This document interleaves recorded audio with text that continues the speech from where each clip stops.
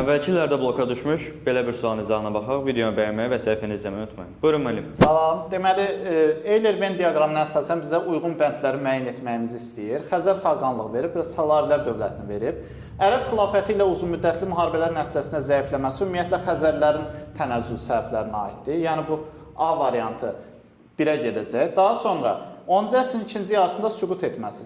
Burada 10-cu əsrin ikinci yarısında hər iki dövlət süqut alıb. Həm 965-ci ildə Xəzər xaqanlığı, həm də 981-ci ildə Salarilər dövləti. Ona görə B gedəcək 3-ə. 8-ci əsrdə Musəviliyin dövlət dini elan olunması. Bu gedəcək Xəzər xaqanlığına. Şirvanşahlar dövlətinin asılı salınması. Bilirik ki, Salarilər dövləti Azərbaycanı vahid şəkildə birləşdirmişdi. Ona görə də həm də Şirvanşahlar dövlətini də özünə tabe etmişdi.